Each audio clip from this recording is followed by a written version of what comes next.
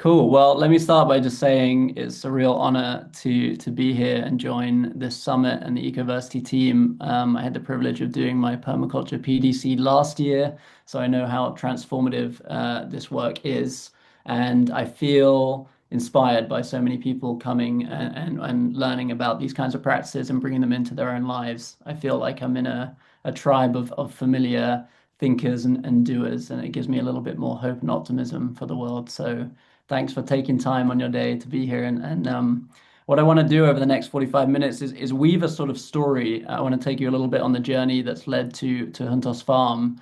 Um, and I really want to like plant some seeds of ideas that have been really helpful and profound even for me in my own work and my journey. And so I hope some of the things I'm going to share will resonate with you and plant seeds that will take impact in your own work or your own lives. Um, these are the sort of two worlds that I inhabit. I've spent the last 10 years working in architecture and more recently in agriculture. I spent 7 years going through the pretty grueling process of training as an architect, and at the same time learning a lot about ecology and the environment. And then more recently, over the last 3 years, I've been really focused on agriculture. And I wanted to like define these two at the top here because we all have different cultural perceptions of what these practices are when we think about a building or we think about how we grow food. But to me, these are both practices where we can apply the lens of design. So architecture is the design of relationships between people, place, materials, and energy. And then agriculture, I think of as the design of relationships between soil, water, plants, animals, and people.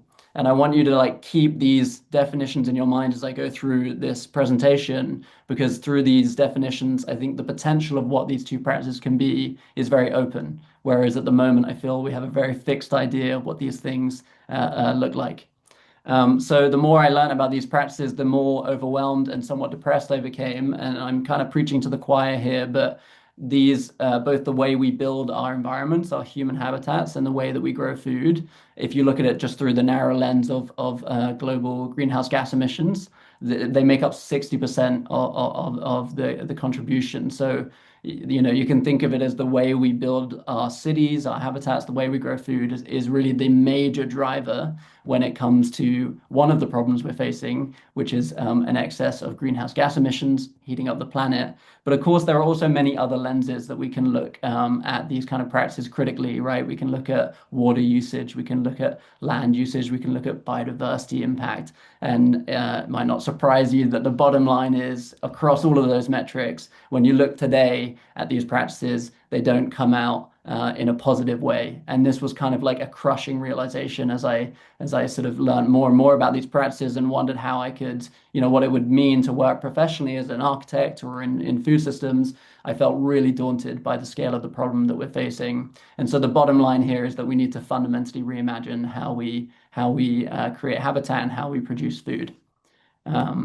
So the question is like, how do we go about doing that? I think a lot of people feel overwhelmed by the systemic issue we're facing. And this is a diagram that seems a little bit complex, but I'm going to explain it.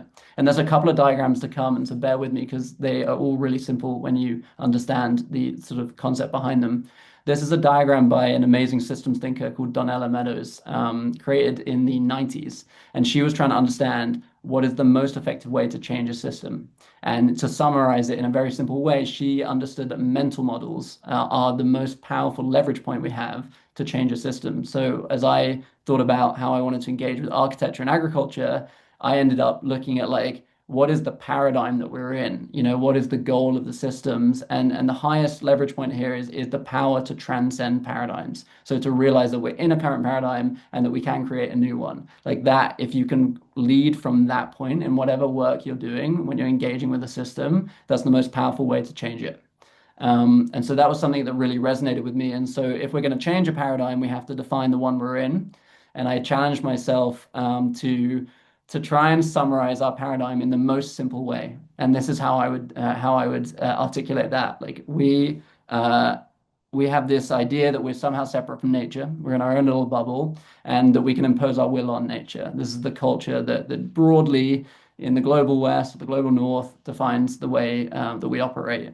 We tend to impose our will, in some cases, a sort of like dominance over nature. And there's some sort of illusion, at least previously, that there won't be any feedback loops there, that it won't have a negative impact. Of course, most of us here know that not to be true, but that's the kind of like thinking that's led into a lot of the actions that have taken up till now on the world that we inhabit.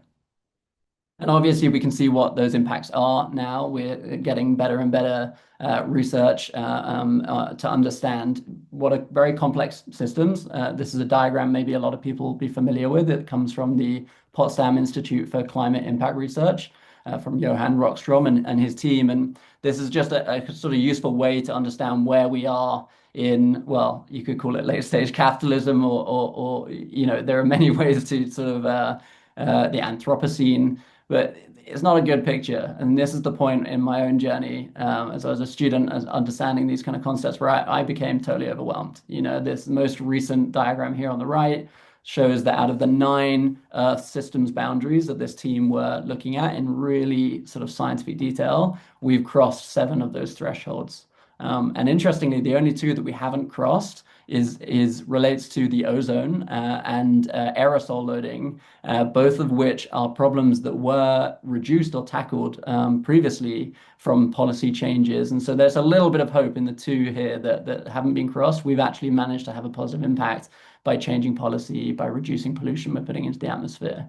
But this is the state of affairs today, and it feels kind of strange. I imagine most people on this call would feel at the moment that there's this weird discombobulation, that we live in a time of crisis and potential collapse, but we don't hear about it very much. The media is so captured by other events happening in the world that it seems like, for me at least, we've gone kind of quiet on a really important issue. So I put this here as a sort of reminder of where we're at the moment. But the good news is that we have the power to transcend our current paradigm. And so this is a sort of starting point. Like, before we get into like technicalities or like whatever practices that we're passionate about, like it's important to take a step back and realize that we're human beings. We have this amazing conscious capacity, and we weave our worlds through stories. And this is really what my early work in Earthrise Studio taught me, is storytelling has a profoundly powerful role in the transition we need to make.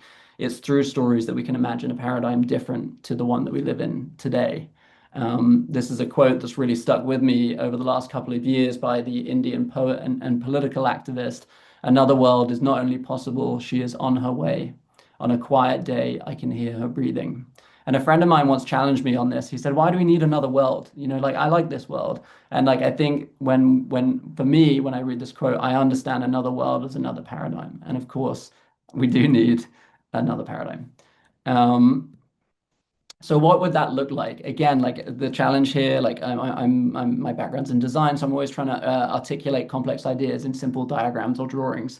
And this is how I would think about what a new paradigm would look like. And again, I'm sure everyone on this call will roughly agree with what they're looking at. So we are very much inside nature. We exist within the realms of the physical world, of the natural world. We are part of nature. That seems important to acknowledge. But more than that, we're in a reciprocal relationship, right? I love this idea of reciprocity. It was introduced really beautifully by Robin Wall Kimmerer in her Braiding Sweetgrass book. But the actions we take in the world have a direct impact, positive or negative, on the ecosystems around us. And then those those will then have an effect on us. And so you can think about this in both ways. If we are damaging ecosystems, they are in turn damaging us and our own health. But the reverse is true. We as humans have this capacity to act in a way that supports the health of ecosystems, and in return, those ecosystems can nourish the health of humans. And so when you understand this framework, it feels like something that's, at least for me in my own journey, I was like, this is the kind of framework that I want to design around. This is the kind of future that I want to be part of. And this is a story that makes sense to me, and it feels exciting.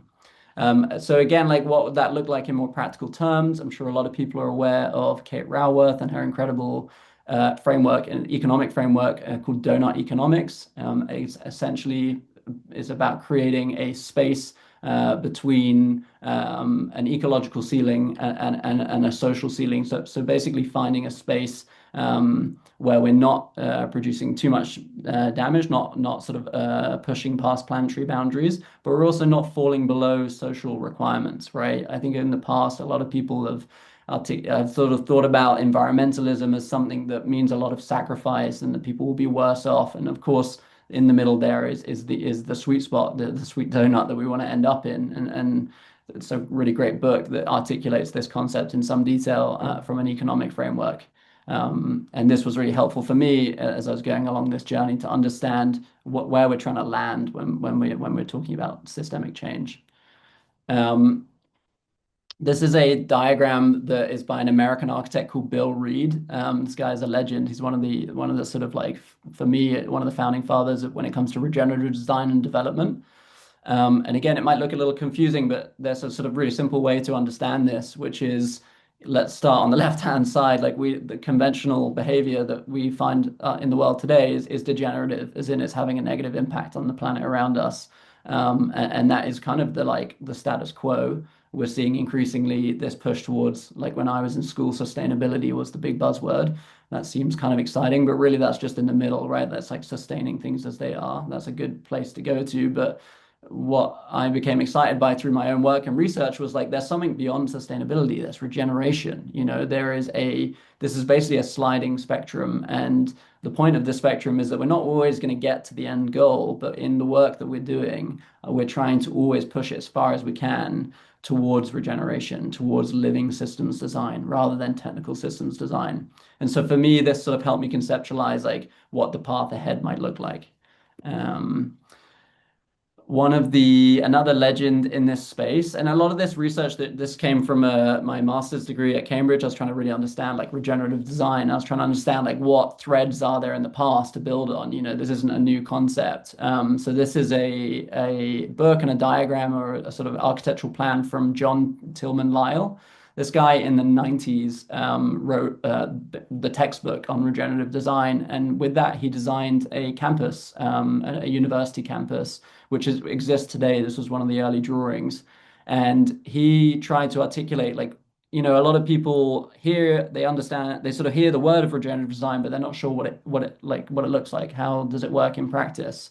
And John tried to articulate that. So in his book, he talks about like key systems, so food, energy, water, waste. And in very simple terms, his goal is to kind of close the loop, to create circular systems that restore land, that regenerate soil, that sequester water. And again, in my research, when I was trying to work out what it meant to be an architect in the times we're living in, I saw this and I was like, wow, that's super inspiring. This is a place that brings people together around education. It's a space that localizes systems. It's a space that restores and regenerates. And I sort of powered through this textbook, and it gave me a sort of an insight into where I wanted to go with my own work. Another example of regenerative design, this is a more contemporary example. I went to see this house during my research. This is in Cambridge. It's a house on a hemp farm that was built entirely from the hemp growing on the farm. So this is, bioregionalism done, to the max. Hemp's an amazing crop. It's carbon negative. And so this house was designed by compressing hemp into the walls. It's left exposed on the inside. And then they made these tiles on the outside out of hemp and agricultural waste. And this house is not only carbon negative because of the local materials it's made from, but it's also totally demountable. It's modular. And so again, I've been in this space, and this is a really beautiful space to be in. It's soundproof, it's warm, it's cozy, it smells good. And so these kind of examples inspire me. Like we can build homes from materials growing on site around it. And then another example at a bigger scale is La Jonquera. Maybe some people are familiar with this project. This is a 1,100 hectare farm in the south of Spain. I spent some time here during my research as well, and this is probably one of the best projects in Europe when it comes to large-scale land restoration and sort of showing regenerative agriculture in practice. And so I show you these three projects because I want to give you a sort of, having started in the world of theory here, I want to give you a practical sense of what regenerative design looks like down on the ground. And it can really range from the scale of a house up to the scale of a campus, all the way up to the scale of an entire landscape. And there are amazing examples of people doing this today, and the results they're having are really inspiring. Alfonso Chico de Guzman, who's the owner and founder of this project, is literally battling the desert that's hopping over from northern Africa into southern Spain. And he's been able to achieve quite amazing success by planting on key lines, by building bioswales, by expanding his like perennial tree production, diversifying his crops, and he's slowly bringing agriculture back to a place that it was almost desertified, that people had given up on. Um, and they also have an education center there where you can go and learn about regenerative design. Um, there's so much I could say on the indigenous history of regenerative design. Like off the bat, these are not new practices, right? These are built on wisdom, indigenous wisdom that's been passed down from many different communities. One of the systems that stuck out to me when I was trying to learn about this is the Milpa cycle, the Milpa forest system. This is like a Mesoamerican approach to growing food that is entirely circular and entirely regenerative. And the way, again, to sort of simplify what looks like a sort of maybe complex or confusing diagram, is this works on a 20-year cycle. And there are loads of practices in here that people might be familiar with, like succession planting or agroforestry. But to understand it simply, this practice starts by planting the three sisters, maize, beans, and squash, which are grown for a couple of years, and then sort of shrubs like medicinal bushes or berries are planted in between those. And then maybe 5, 10 years down the line, fast-growing fruit trees are planted. 5 years down the line from that, sort of hardwoods or the fruit trees are starting to mature. And over the course of 20 years, an entire forest ecosystem is being intentionally planted. Out of that, the community who are stewarding it are receiving food, medicine, building materials. And then at the end of that 20-year cycle, once it's been sort of once it's yielded, the benefit to the community and to biodiversity and the soil, it's burnt to clear space for the forest to regrow again. And these kinds of practices, there's a lot of amazing theories about the Amazon as a planted garden. I don't want to oversimplify that. It's a huge area of land, but when we understand these practices, we can understand how humans have played a pivotal role in making places like the Amazon rainforest more biodiverse. And this is a way of providing all of the resources you need to live while also supporting the health of an ecosystem. And if you look at the land that is where this system has been practiced, what you find is really dark, rich soil that has been fed from the fire and from everything that's been grown on it before. And so that this is like one of many different indigenous systems that are key to the foundation of regenerative design. Last diagram, maybe second last, and then we're going to get into I'm going to show you the practice of my degree was basically 1 year of research, and then 1 year of practice, and which led into the Juntos farm, the project I'm doing now. So I want to give you some of the research and then I'll show you what the practice looks like. I think this is the most transformative diagram I've ever seen in my life. It really resonates with me. I don't know if it'll resonate with anyone else. I don't know how familiar people are with it. This is the adaptive cycle. This is a diagram that was developed in the 80s by an amazing Canadian ecologist called C.S. Holling. And he studied ecosystems. He tried to understand resilience in ecosystems. And what he found is that all ecosystems, and this includes human civilizations, tend to go through this 4-stage process. So you can start in the top right there, where a system, imagine a forest, a system is established, it's used up a lot of the resources around it, it's healthy, it's functioning. You think of a human community as well. But what C.S. Holling found is that throughout time, for one reason or another, a disturbance will always come along and disrupt an existing system. So you can imagine a forest fire in the example of the forest. And that creates this sort of very chaotic period. I'm arguing that's where we are right now in our Western civilization, where things are starting to collapse, things are releasing, there's a lot of energy being released, and there's sort of a beginning opportunity for innovation here, but people are pretty confused. And clearly, something in the previous system's not working or the disruption's very strong. And then it moves into this phase of reorganization. So imagine after a forest fire, forest has been burnt down to the ground. The potential of what could happen next in that forest is at its highest at that point. Any plant or life could start to take root in that sort of open soil. And so this is the reorganization, the redesign opportunity. And so for me, when I understood this concept, it felt that rather than we're headed towards some sort of apocalyptic future, it felt actually we're in this process of transition, and what comes next is an amazing opportunity to reimagine the paradigm that we live in. And so the final stage is this sort of growth, right? Like that new idea or that new system takes hold and it starts to grow again. And this just happens over and over. This is not the exception. This is the rule. This is how all ecosystems have functioned over time. And I don't think we're really taught to think like this. People don't like to think about collapse. It's quite scary. But the reality is this is how systems build resilience, and it's how have adapted throughout time. And so this is like the final diagram. This was like the one that came out of my research, trying to like compress all these things together. Is like, so before I learned all of this, I felt really quite depressed about where we were going in the world. And after learning about a lot of these models, what I felt was that we are all part of an evolutionary process that involves some collapse and reorganization, but ultimately we're on our way from a destructive culture towards a regenerative one. And like, if that's not a story that inspires you, I don't know what will. In here is like an expanded sense of consciousness. We can look towards indigenous wisdom to really understand. We should definitely look back to look forward. And so when I like ended here, I was like, on my research, I was like, great, like I want to be part of this evolutionary process. I want to work out how we can navigate collapse, build resilience, and create a more regenerative planet to live on. So I threw myself into what started as a thesis project and is now very much a live living project in the world, um, called Juntos Farm.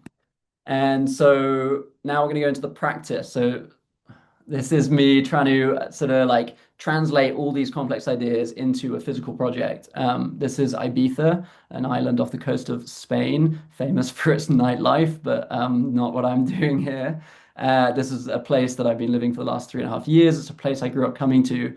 But the reason I picked this island when I started to implement some of the sort of my ideas around regenerative design and regenerative agriculture is it's a really interesting case study for what it looks like to try and reimagine a collapsed system. And what I mean by that is this island, once upon a time, was entirely self-sufficient. Entirely. This was an island that grew all of the food, all of the medicine, all of the materials it's needed for building. The house I'm in right now is made of stone and wood and clay from the island.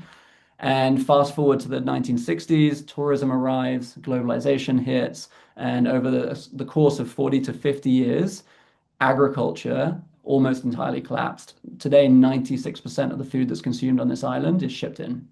And so what we have is lots of fallow land. I mean, you can kind of tell on the map here, this is a sort of mapping exercise. The blue is urban centers. That's like 150,000 people that live on this island. And then you can see the dotted green is agricultural land. There's a huge amount of agricultural land. Most of it's empty. And so I became really interested to understand what it would look like to build a project on this island that created an example of what local regenerative farming would look like and inspired people to come back to the land. I met someone called Christian Joknik through this process. He's a Swedish entrepreneur who's living here on the island, and he directed my attention to this site that you're looking at. This is used to be an old cow farm, dairy farm. It's 20 hectares. And this was the picture we took on the day we went to look at it. So this is before we arrived, and you can see the erosion lines on the land here. They used to grow palm trees and sell them to hotels. And then you can see all these sort of clusters of buildings in concrete. They kept 400 cattle squashed in, and they produced hamburgers and dairy. And it's kind of a mixed, like on the one hand, this place did provide food locally for the community. On the one hand, it was somewhat sort of intensive and industrial. But anyway, it had been abandoned for 10 years. They weren't making enough profit. They'd shut it down. And so we came up with the really insane idea of trying to buy it. This is the site in plan. So you can basically divide it up into these three areas. You have like arable land, natural zones, which is pine forest, and then 12 massive agricultural structures.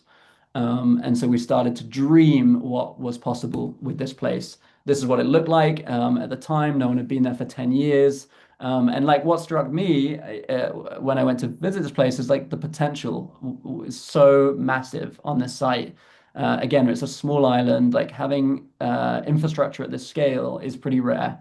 And I kind of became giddy with thinking about what we could do with it.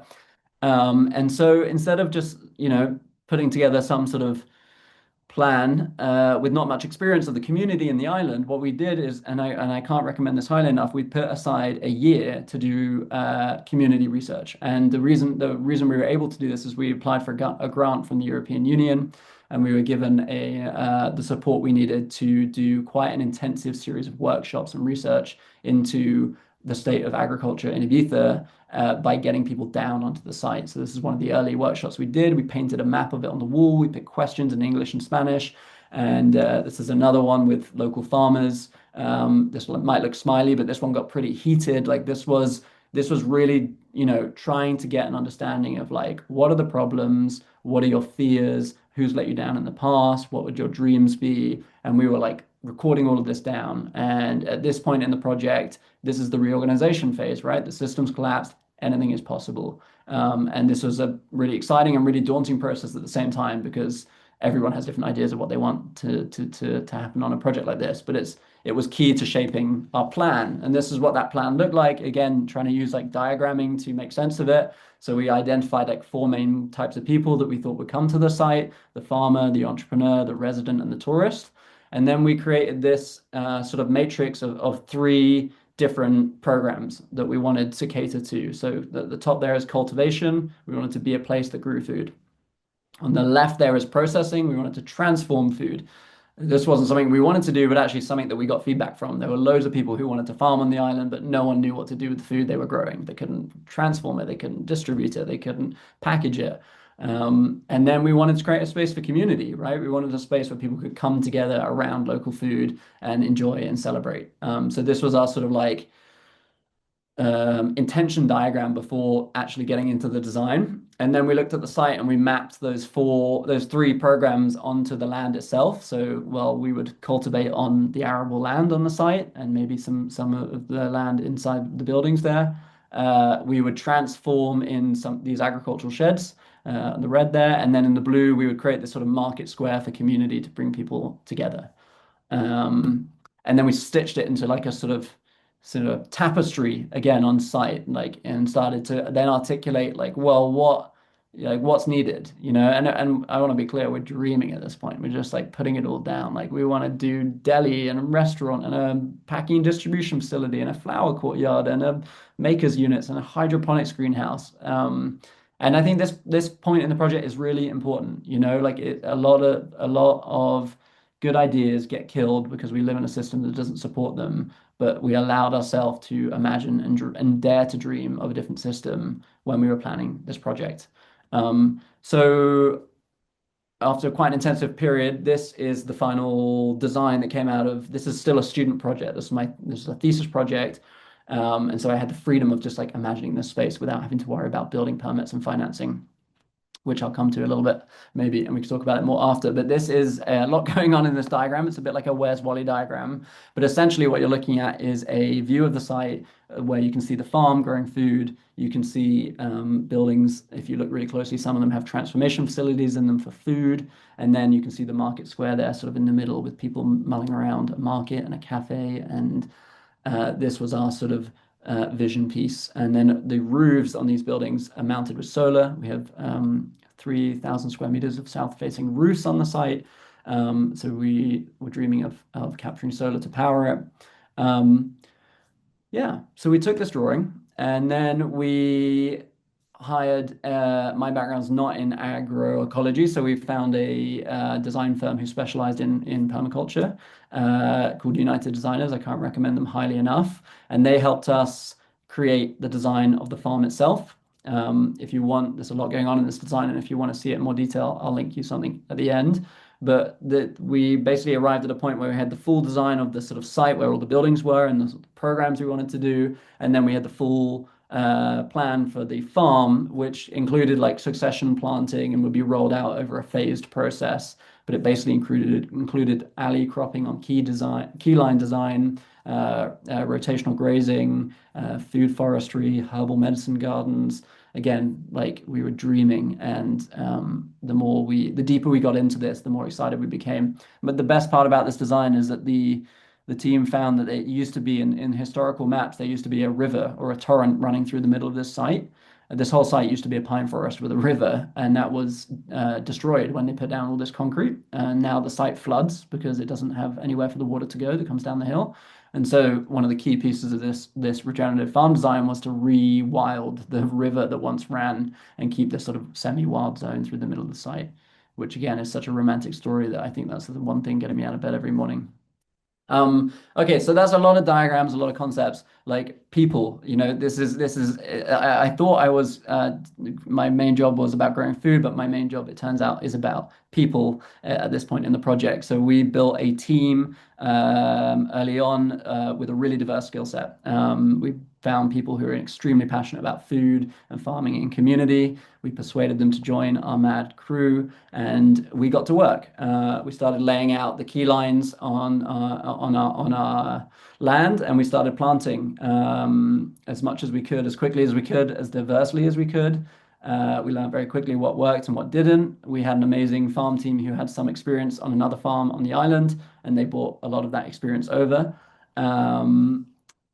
And we didn't just plant ourselves, we invited the community to come and join. We hosted educational workshops. We got people to volunteer who didn't have experience of farming before. And this is where the project starts to come alive, right? Because, what the work of growing food becomes so much more nourishing when you're involving the community and seeing the impact it has on those who engage with it. We introduced goats to the project. Animals are a really key part of regenerative agriculture. We ended up somehow with more than 100 goats at one point that were rotating around the farm with a shepherd. You can see the shepherd up there in the top of the picture, in cleaning out the pine forest and then cleaning some of the shrubbery, not on the main farm itself, but sort of around the site. They produce amazing goat's cheese and goat's milk, and a great attraction for the kids. We also introduced bees. We have this amazingly diverse honey that is the result of all of the flowers and pollinating plants we have on site.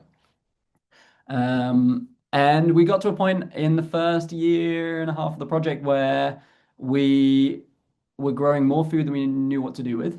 And we had also convinced other farms that were existing on the island. There were, a couple of other people doing similar projects. We convinced them to join an association, and the goal was to try and set up a way to get food to where it needed to go, to restaurants, to hotels, to individuals.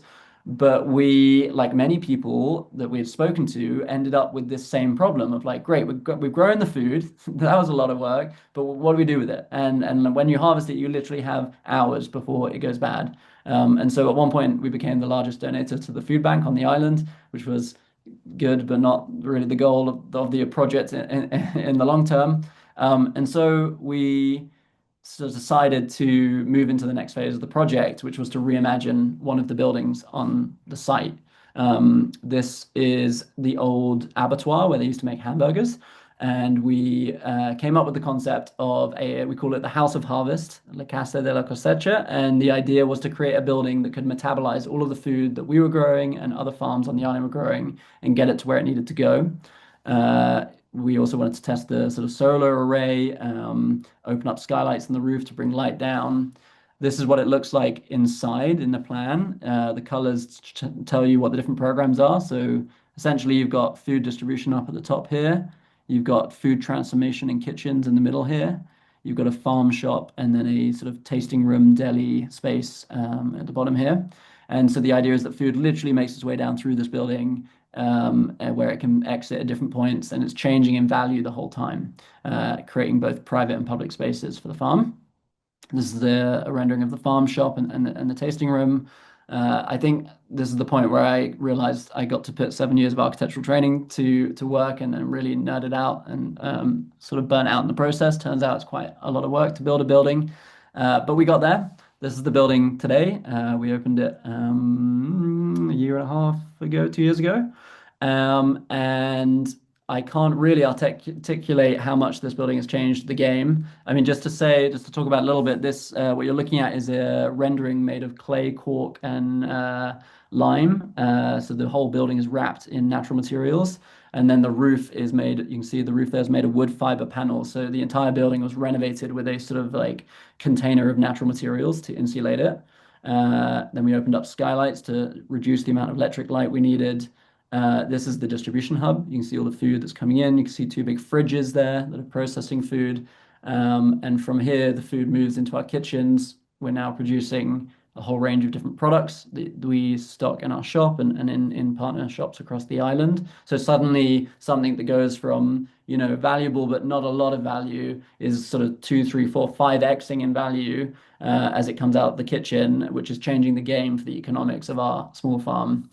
And then we move stuff into the farm shop. This is a place where people can come and gather. This is now stocking food from 17 farms across the Balearic Islands, all regenerative or organic, and people can come and eat in here as well.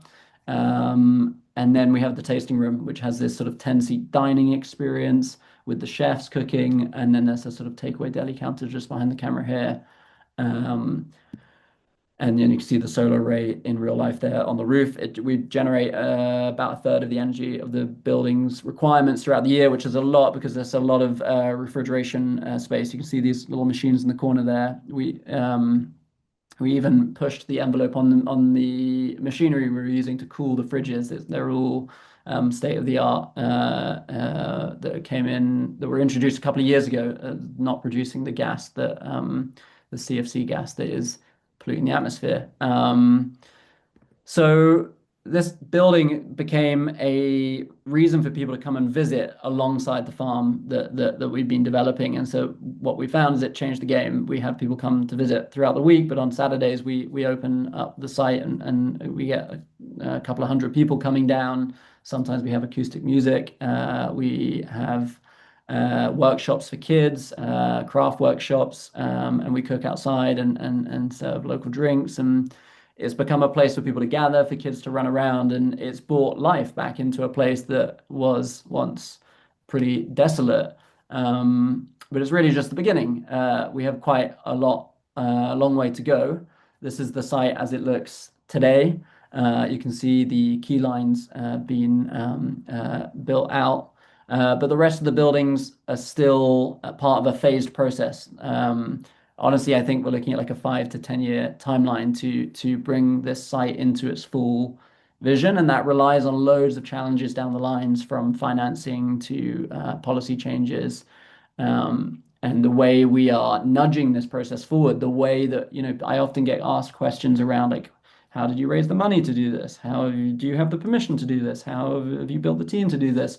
What I'm doing today in this presentation is telling you the story. I'm telling you the story of the crisis we're in the world, and then what the solution might look like. And honestly, that's been the process. That's why I feel so passionate about storytelling, is the difference between this project existing and not existing in the way I've shown you in the drawings, in my mind, is just convincing enough people that it should, right? Whether that's someone who's funding it, whether that's a politician, whether that's a community member, whether that's a farmer joining our network.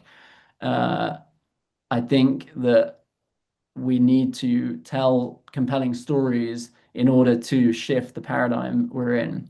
And we've also taken time to publish a lot of the work we've been doing. And so if you want to learn about the thesis that I started by talking about, or the research that we did that was funded by EIT on the island about the state of agriculture, or you're interested in the design of the farm itself, there are 3 books that we published. They're on our website, they're free to view. And we're recording everything we're doing because there's like people often ask me about this project. They're like, where are you gonna open next? Like, where's the next Juntos farm? No, this isn't about this. This isn't about trying to pop up Hunters farms around the world. This is about trying to inspire other people to do something similar where they live, right? Like our success is localizing our food system and supporting our community and building resilience for the network of food producers on our islands. And if we can do that, if we can succeed, if we can find a way to make that work in late stage capitalism, then I hope that that's a model that other people can replicate where they are. You know, there's so much industrial infrastructure that's been degraded. There's so much potential for land regeneration, for community to come together around these kinds of projects. Um, yeah, so that's where we're at. I hope that in 5 or 10 years, I can come back on here and show you how the site's developed further. But I'll just close by saying I started this project pretty skeptical. I had read the theory, I'd read the research, I'd seen some examples, but I figured it was probably not going to go the way I expected. And what's happened over the last 3 years is a testament to what happens when you allow nature to do its thing. Like we have been amazed by the amount of food that's been grown, by the way the site's transformed, and by the people who have shown up to support this project. Because we're approaching it with this just like openness and this dedication, and it gives me hope and optimism for what the future might look like. Someone says, I am so inspired. Thank you so much. People want to know how to connect with you, if they can visit your land. So, yeah, I think you'll be hearing from a lot of people. I have a few questions for you here. One person asks, how did you approach financing when starting this project from scratch? And what key advice would you give on raising early stage funding and avoiding common pitfalls? Yeah, that's a really good question. That's one of the questions I get asked a lot, and it's one of the questions I try and articulate as clearly as possible because, I think we live in a world where these kind of things are often obscured, right? Like I'm British, so people don't talk about money. But if we don't talk about money, how are we supposed to know how to execute on these kind of projects? The scale that we're working on in this project is big, and so the cost of doing it is big. Um, there are a couple of things I'd say on it. One is that we have a model for how we plan to fund the entire project over time, and that model is 1/3 private financing, so that's through individuals or funds. 1/3 grants, that's grants from European, Spanish governments, and then 1/3 bank loans. And so I don't know where that's going to end up in the long run, but that's a good way to start by breaking it down in your mind. If you have a number of how much you're trying to raise for a project, in our case, we split it into three suddenly, and then we've got three different places that we're going to try and raise that number. The only reason we started this project is because we were able to access private capital from a community here on the island. So we went to people who we knew had excess capital, people who we felt were passionate about this kind of topic, or even to be completely frank, people who have kind of won the system we live in now that's causing a lot of problems in the world and wanted the chance to contribute to exploring an alternative. Um, so we went in really hard on the storytelling, and that's why I keep bringing that up. Like, I was amazed at how fast we were able to raise the early financing to acquire the site. And I think that's partly because comes down to telling a compelling story to people, Yes, absolutely. I think that's so important. The other thing I want to say on that note is we had Edge Perma here yesterday, and they talked about land trusts, and land trust gave them a lot of support. Do you know about land trusts in Europe or the UK? Like, are they a thing? I live in Canada. They're definitely a thing here. They offer a lot of That support for projects. I know locally here in Ibiza, that's an amazing land trust project that it goes around acquiring abandoned or degraded land and then redistributes it out to people who can make a commitment to farm it. And Yeah, that's a great point to make. And some of the best regenerative agricultural projects on this island are run by people who have received land through this land bank project and would not have been able to gain access to land otherwise through their own resources. And I think we need more of these kind of projects giving people access to land. What I've been really amazed by through this process is because we've created a little sanctuary space on our site on our 20 hectares, and we have all these available buildings and sort of, the space that we're not yet able to transform. What I've been mind blown by is when you give people space to just be and do what they're passionate about, and you take off the economic pressure of like renting it or requiring a return or a product out of it. I can't even tell you how like the amount of sort of craft projects that are happening under some of these sheds, just from people who are just like really inspired by what's happening on the project and have the freedom to express themselves and create. And so I think the economic constraints we put on access to land and creative output as well are suffocating people. And the more we can find ways to take that away, the more possibility emerges when we imagine the future. It's so true. It's so true. That's just such a beautiful point. Someone else asks, Finn, do you have an idea if the local food supply got higher on the island since you started this project? What do you see as needed for Ibiza to come back to fully self-sustaining as an island in relation to organic food? Yeah, so it's definitely increasing. There is a growing movement, not because we're solely doing it, but because there is a growing movement for people who want local food. When you introduce the concept of like it's possible to grow food in this island, this is like almost something we've forgotten. And I find this happens in so many systems in the world. Like we forget that we can grow food, amazingly tasty food locally. So when we and other people have started to put it out there, more people sort of get a taste of it. And it really does make you feel amazing when you're eating food that's grown this way. Like your body buzzes and hums after. So what we're seeing is an increasing demand of people from the community wanting access to this food, who then ask restaurants or the hotels they're staying at, do you have local food? And then there comes this sort of like knock-on snowball effect. Like that for me, that's the success of this project. Again, not that we've sort of somehow managed to provide the island with everything it needs. That's not the model. The model is loads of small scale producers contributing in a network. Um, Yes. and and I think again to speak to this like the power's in the people. Like it sounds almost cliche, but like these transitions happen when people prioritize the need for this kind of food, when people recognize the benefit it has for their health, for the community. And so that's if this works in Ibiza over the long run, it will be because enough people on this island saw the value in growing food this way and put pressure on government, on restaurants, on hotels, on whoever it is to say that they're willing to pay for it. Yeah, exactly. I live on a small island in Western Canada, and it's very similar. We're a transition community. We have a huge network of organic and biodynamic farms, and the food is served in the restaurants, the hotels. We even at one point had our own currency for the past 30 years. Oh, Um, wow. yeah, so it is true. It's about that collective, almost zeitgeist, being in the zeitgeist of a small community. Another question here is how can we regenerate or propagate more of those with regenerative mindsets as opposed to those with degenerative, destructive mindsets? That's more of a philosophical question. But do you have any? I guess Yeah. suppose it is how can you inspire people to be thinking this way regeneratively? No, I think it's a great question because that's why I showed the Donella Meadows diagram at the beginning. And this is something I keep coming back to is like a lot of the time people are, when we're looking at the barriers to creating these kind of projects, I think it's because we're looking at the leverages much lower down on that diagram. So we're looking at like financing or how public opinions or licensing, whatever it is. But if you move all the way up to the mindset, if you can start somehow when in whatever community you're in by interrogating what is the mindset of people and how do we shift it, then everything flows easier, much easier down there. So if I'm going to like someone in this island who works in a political position and they might have the ability to give or not to give a license that's key for our project, my goal is to help his mind imagine what would be possible if this project went forward, what regeneration would mean for this island, for this site, for the community, for the people around him. And I think that's a really key role here. I think like historically speaking, environmentalism has always sat somewhat on the fringes. And today, to some degree, it still does.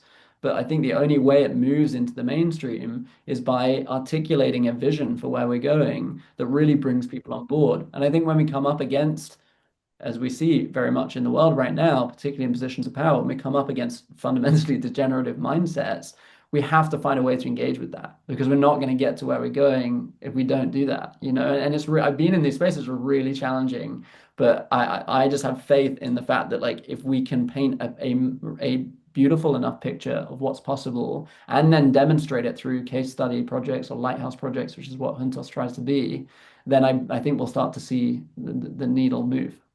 Yeah, great answer. Yeah, it's about inspiration and, as you say, allowing someone to imagine what's possible. So we have time just for a couple more questions now. One question is, I understand you're an alumni of the Ecoversity program. For anyone on the fence or wanting to get involved in regenerative work, what advice would you give? Good question. So, like, there's a lot of strange there's a lot of concepts that come with this with the world of permaculture, with when you're getting into ecology or environmentalism. Like, I'll speak for myself. I grew up in the city. I had no exposure to any of these practices, and so I've often felt my journey quite lost on where to begin. Design, which is something I spent a long time studying, but for a lot of people is like how like how do I start lay out a plan for the garden I want to plant in my backyard? There are a lot of barriers that I think stop people from practicing permaculture or any sort of earth-based practice because they don't feel like they have enough access to information or they know the practices. Courses like the one on Ecoversity help fill some of those gaps, right? They help contextualize this world. They help provide resources or books. I have off camera here a entire library of books that have been like my guides over the last 10 years of learning about these things. And so I think getting stuck in with a program like the one that's run at Ecoversity is the best foundation you can give yourself to go to wherever you're going next. And the thing I'd articulate is it doesn't mean you need to be a permaculture designer. It doesn't mean you need to move to Costa Rica and live in the forest. You could, and it sounds like a great life. But the point with permaculture that I really love is it's applicable wherever you are in the world and it's applicable on any scale. And so I really recommend getting the foundation in and then seeing what emerges. I can tell you, I definitely didn't imagine I'd be living in Ibiza running a regenerative farm 10 years ago when I started this journey. But now that I am doing that, I can tell you it's the best thing that's ever happened to me. Oh, beautiful. And with that, we've got so many people wondering, can they come visit you in Juntos? Lots of people want Yeah. to get involved. Do you have your thesis project available? Like everyone wants to know more. Yeah. So share. So my if you go on huntersfarm.com/about our mission, my thesis is there. It's free to read along with two other books. I recommend having a look. The amazing thing about Huntos is it's open 5 days a week. Anyone can come down. We do volunteering twice a week on Tuesdays and Thursdays. We have an amazing group of volunteers. You get a veggie box in return for helping us plant and grow. You can come and go to the farm shop. You can get lunch. You would do breakfast. We're open. This summer is going to be our biggest year yet. Last year we served 80,000 people through our farm and we have a restaurant on the island as well. And like come down. I'm literally just there 5 days a week and I love to meet people who are interested in these things. We do farm tours as well.